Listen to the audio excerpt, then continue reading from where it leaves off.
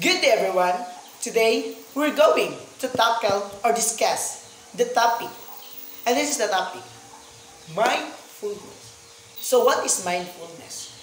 Mindfulness is the basic human ability to be fully present, aware of what we are and what we're doing, and not overly reactive or overwhelmed by what's going on around us. So, ang kaning mindfulness di ay is isa siya ka human ability to be fully present. And also, it is important to our daily lives because mindfulness, it reduce anxiety and depression. So, mo to siya, ang mindfulness is nagakuan siya like nabay mga tao around us nga naga-experience of kanang anxiety or naga-kuan sila depression.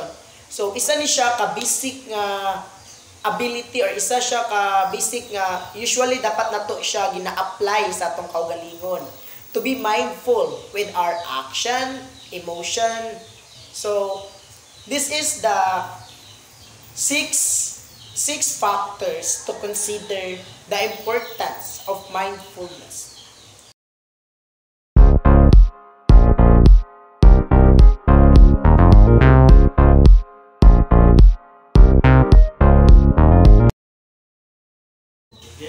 Motivation. It creates space for new ideas and inspiration.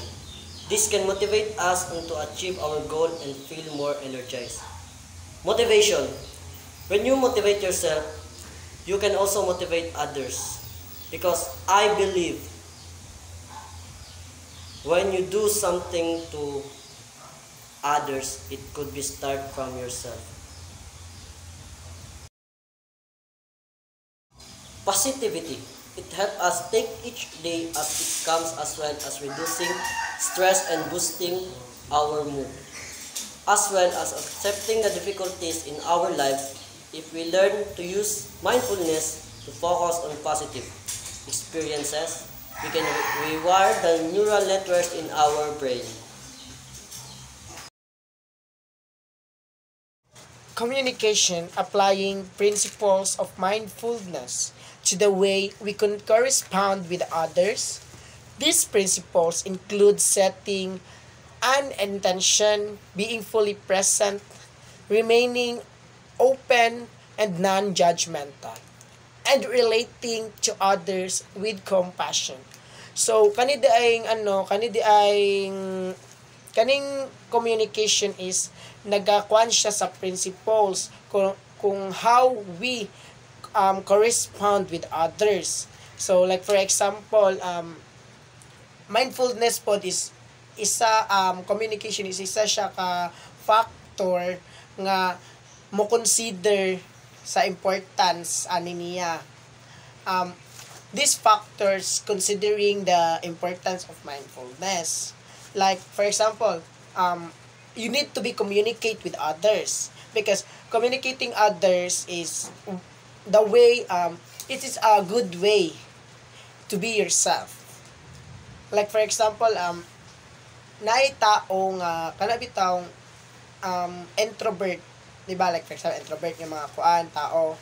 So, dili siya naga-communicate og other people. So, wala siya sa like mindful. Wala siya mindful. Okay? Dili man siya kabalo mo communicate with others. So, you need to be communicate. You need communication with others. And that communication, it's need to be compassion with yourself. To be compassion with others when you are communication.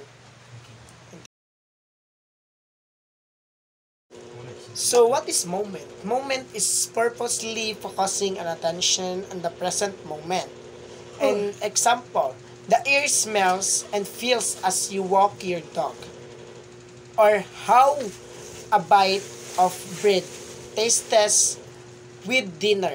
So, kaning moment is, nagano ni siya sa moment sa imong kaugalingon. Like, you're walking, you feel the air, you feel the, what around you. Or what is your surrounding. So, mo siya, i-feel nimo ang moment kung unsa imong like for example unsa imong feeling na anak niya naa ka dira nga place, isa po na siya ka best way to be mindful person. So kaning moment is nagaano pud ni siya sa importante pud gani siya sa tuwang kaugalingon kay like for example like I pod said kaganiya nga you need to communicate. So when you communicate, you need to be moment. You need a moment with yourself. Because moment is kanang unsaon nimo pag ano ang naa sa imong palibot. So that's all. Self-care, a holistic approach that focus on 5 areas: physical, emotion, mental, spiritual, and social. The mindfulness approach help with proper implement applicable direct self-care in any of these areas. Consciousness is the individual awareness of your unique thoughts, memories, feelings, sensation, and environments. Essentially, your consciousness is your awareness of yourself and the world around you.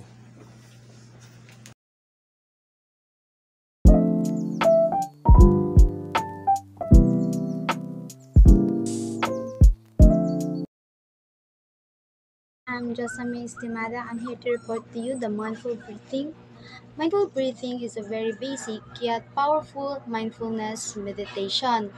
The idea is to simply focus your attention on your breathing, on its natural rhythm and flow, and the way it feels on each inhale and exhale.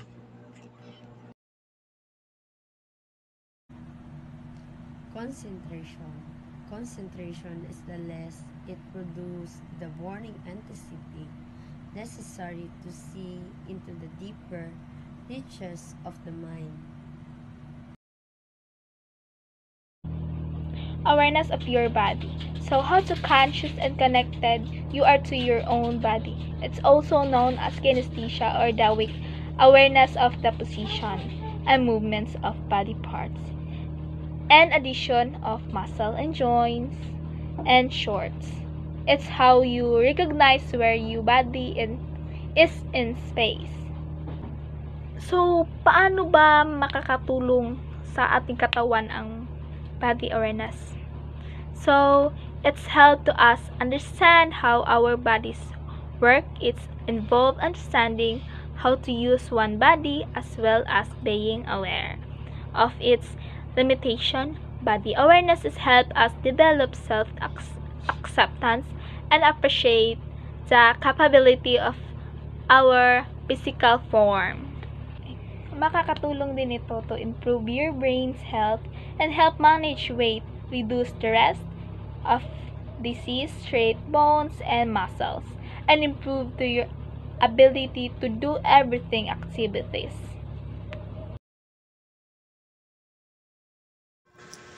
Releasing tension. To release bodily or mental tension. These include meditation, exercise, tai chi, massage, visualization, yoga, progressive muscle, relaxation, and slow breathing techniques.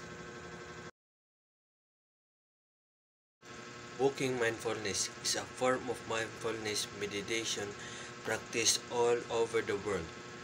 At its core, walking meditation is simply bringing your attention to your feet, your body, in the ground below you and focusing your mind on what it feels like to walk.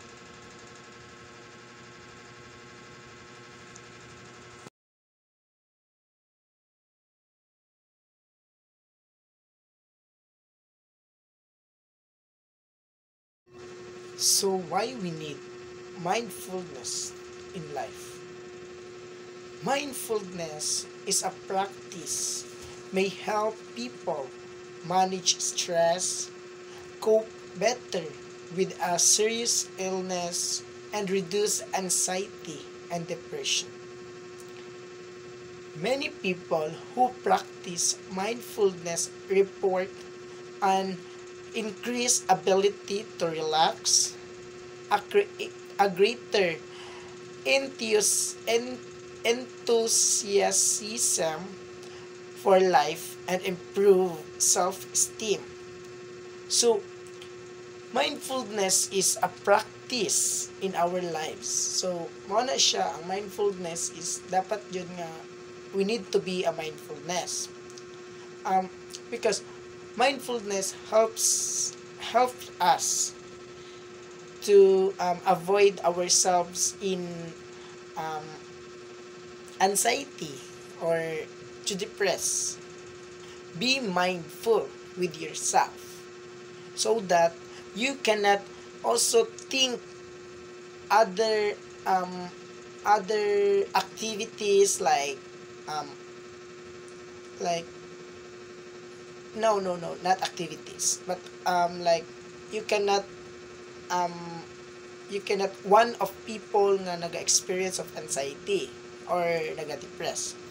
Then nagaano pud ni siya sa ato ang greater enthusiasm. And also naga-improve po siya sa ato ang self-esteem. So ginaano na to as a mindfulness. So dapat ginaano na to kung usa kahalaga tong kaugalingon.